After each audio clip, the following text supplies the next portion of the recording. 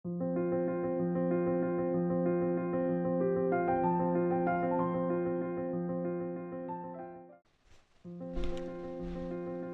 តម្លៃវាកើតឡើងបានដោយសារគុណធម៌បូកនឹងគុណសម្បត្តិមនុស្សដែលមានគុណធម៌ប៉ុន្តែគ្មានគុណសម្បត្តិគេគឺជាមនុស្សម្នាក់ដែលមានចិត្តល្អពោពេញទៅដោយសេចក្តីល្អក្នុងខ្លួនមានចិត្តចង់ជួយអ្នកដទៃ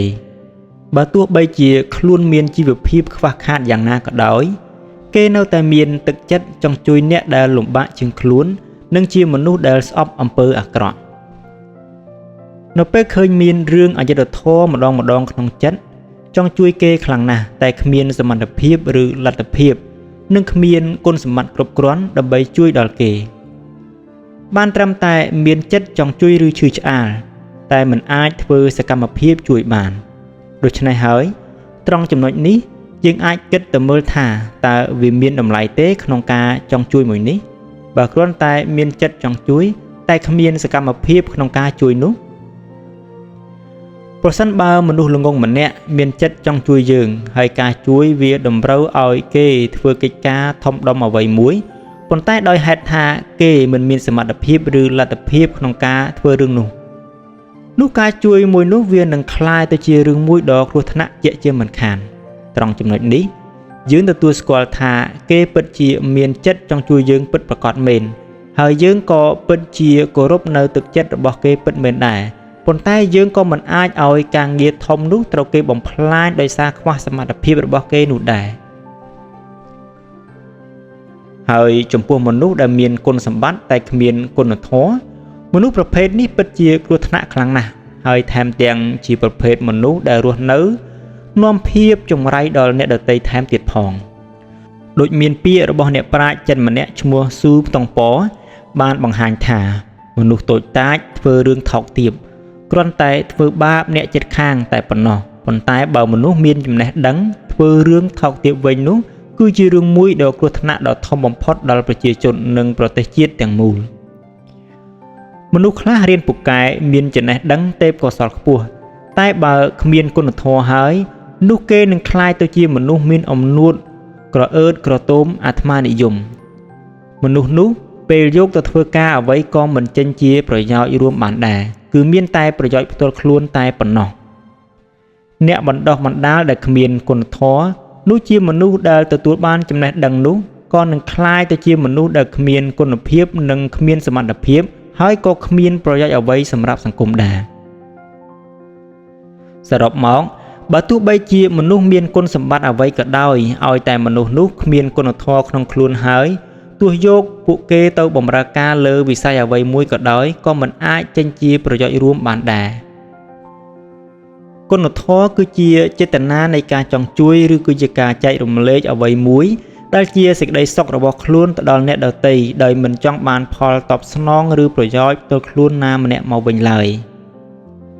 គុណសម្បត្តិគឺជាភាពល្អលេចធ្លោភាពស្ទាត់ជំនាញនិងជាទេពកោសល្យល្អជាងគេណាមួយរបស់បុគ្គលម្នាក់ទៅលើកិច្ចការឬក៏មុខជំនាញណាមួយហេតុដូច្នេះហើយគុណតម្លៃត្រូវតែកើតចេញពីគុណធម៌បូកនឹងគុណសម្បត្តិ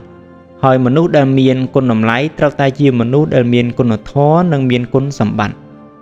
ធាតុផ្សំនៃគតិនិងទស្សនៈរបស់អ្នកប្រាជ្ញនិងគតិបណ្ឌិត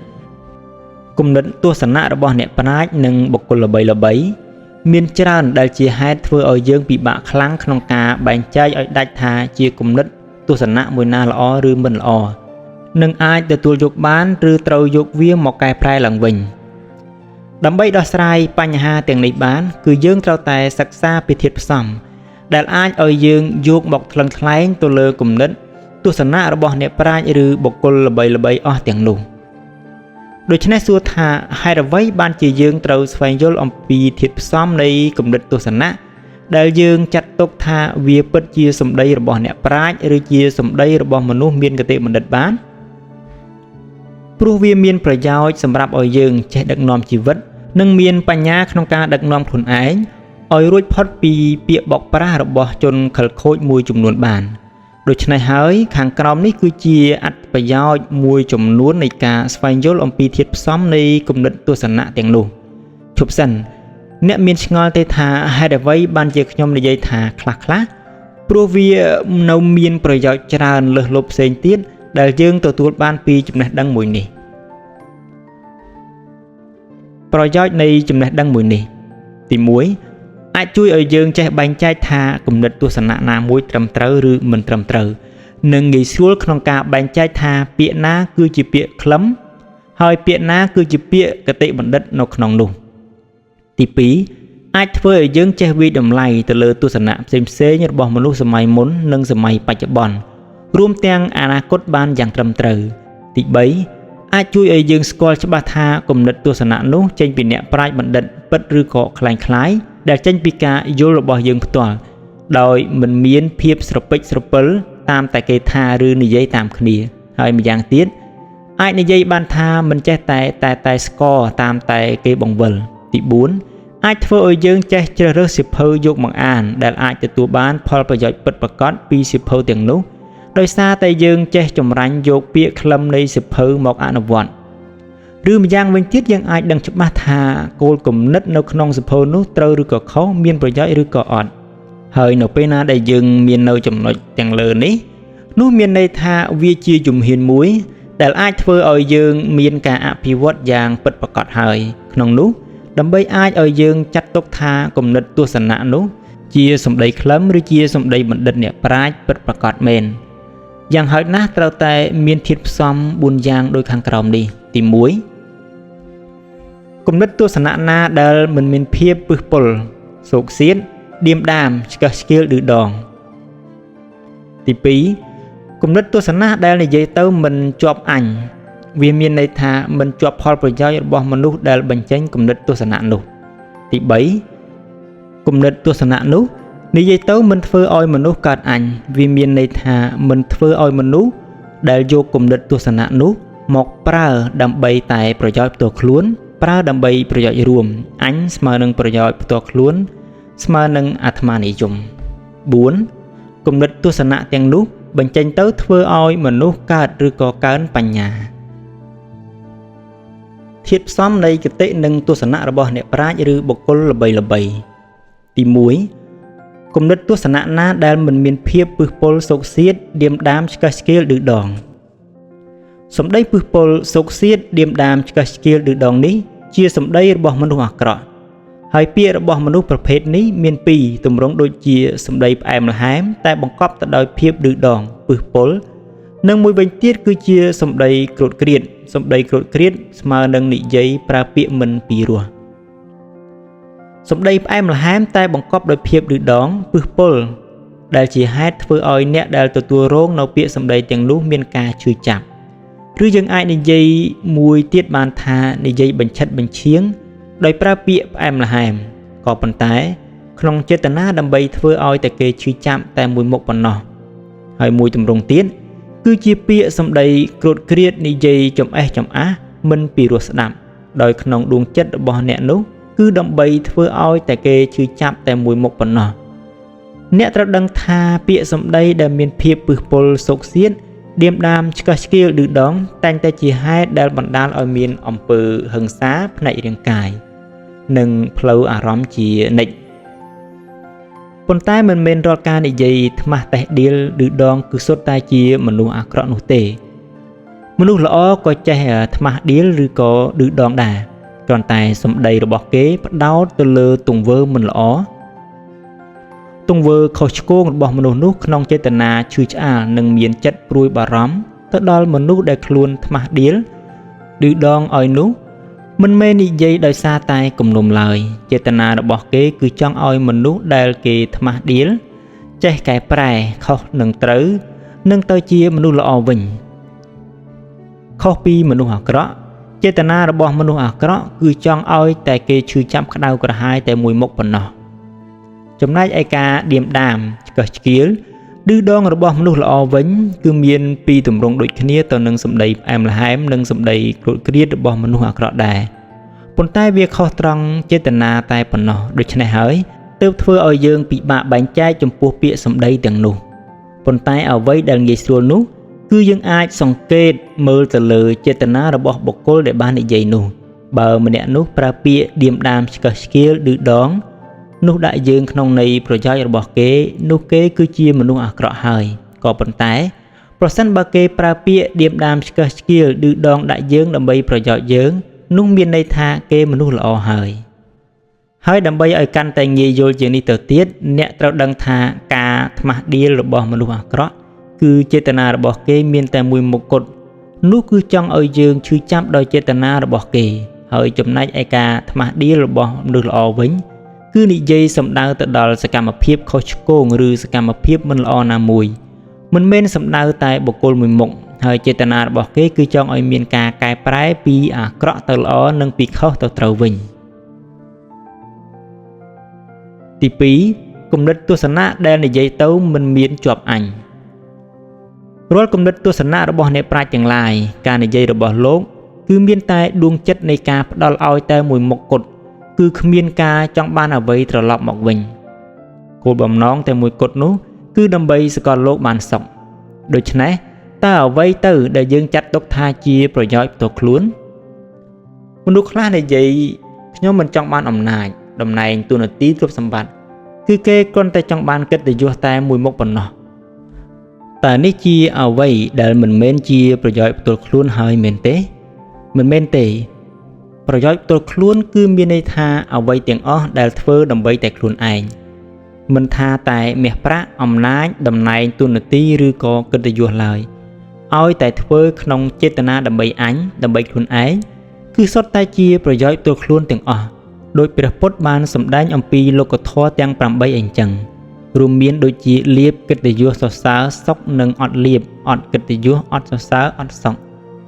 ដែលនេះសុទ្ធតែជាធម៌ដែលធ្វើឲ្យមនុស្សជាប់អញគឺជាប់នឹងប្រយោជន៍ផ្ទាល់ខ្លួនហេតុអ្វី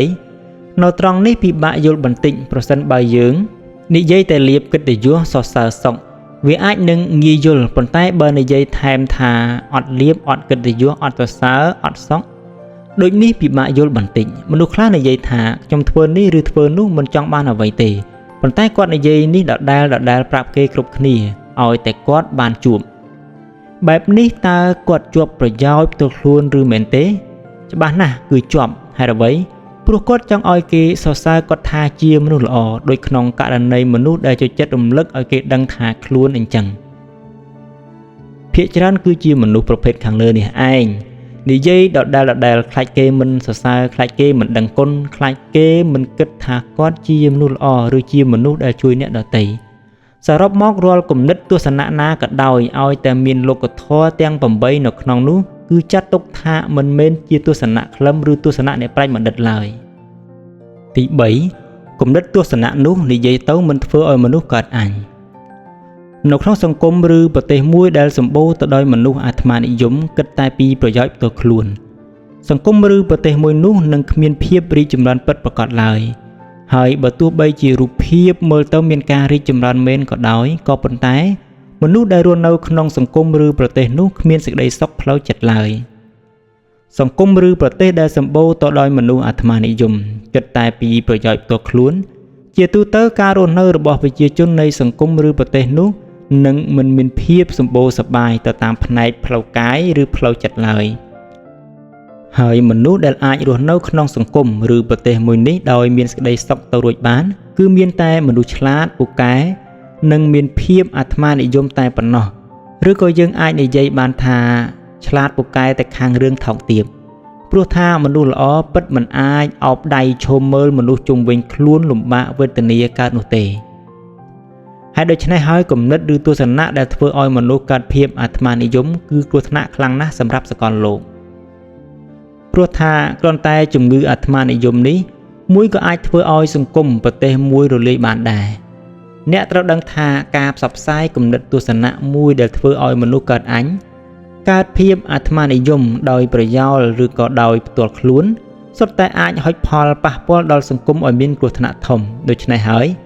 អ្នកត្រូវដឹងថាប្រសិនបើគ្មានគំនិតទស្សនៈដែលនិយាយទៅធ្វើឲ្យមនុស្សកើតអញទេនោះវាក៏គ្មានមនុស្សអាត្មានិយមនៅពេលសង្គមឬប្រទេសដែរហេតុដូច្នេះការទប់ស្កាត់កុំឲ្យមានគំនិតទស្សនៈដែលធ្វើឲ្យមនុស្សគិតតែប្រយោជន៍ផ្ទាល់ខ្លួននេះវាគឺជារឿងចាំបាច់បំផុតសម្រាប់សង្គមមនុស្សក៏ប៉ុន្តែក្នុងនោះ វាក៏មិនងាយស្រួលដែរដែលទប់ស្កាត់មនុស្សឲ្យឈប់បោះគំនិតទាំងនោះចូលទៅក្នុងសង្គមទៀតព្រោះពេលខ្លះអ្នកដែលសាបព្រោះគំនិតនោះមិនបានគិតពិចារណាឲ្យបានដិតដល់ឬម្យ៉ាងទៀតអាចនិយាយបានថាពួកគេគ្មានមូលដ្ឋានគ្រឹះក្នុងការវែកញែកហេតុផលទៅលើទស្សនៈទាំងនោះសរុបមកគំនិតទស្សនៈដែលនិយាយទៅធ្វើឲ្យមនុស្សកើតភាពអាត្មានិយមវាគឺជារឿងមួយដ៏គ្រោះថ្នាក់បំផុតសម្រាប់សកលលោកទាំងមូលតែបច្ចុប្បន្នមនុស្សជាទូទៅមិនបានគិតនិងខ្វល់ខ្វាយពីបញ្ហាមួយនេះឲ្យបានឥតល្អន់ឡើយដែលជាហេតុធ្វើឲ្យពួកគេនៅតែស្ថិតក្រោមការបោកប្រាស់របស់មនុស្សអាក្រក់ជារឿយៗទី4គំនិតទស្សនៈនិយាយធ្វើឲ្យមនុស្សកើតឬក៏កើនបញ្ញាលោក Albert Einstein បាននិយាយថាចំណេះដឹងមិនមែនជាបញ្ញាអ្នកអាចសាកគិតមួយសន្ទុះសិនក៏បានទៅលើពាក្យរបស់លោកថាតើឃ្លាមួយនេះលោកចង់មានន័យយ៉ាងម៉េចចំណេះដឹងមិនមែនជាបញ្ញា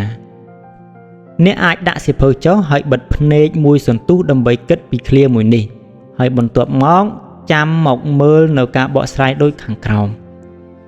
ដំបូងយើងត្រូវបែងចែកពាក្យនេះជាពីរផ្នែកជាមុនសិនដើម្បីងាយស្រួលក្នុងការយល់ចំណេះដឹងនិងបញ្ញាទី1ផ្នែកចំណេះដឹងចំណេះដឹងគឺជាអ្វីដែលបន្សល់ទុកពីសម័យមុនឬជាអ្វីដែលមនុស្សទើបនឹងរកឃើញថ្មីដែលវាមានប្រយោជន៍សម្រាប់មនុស្ស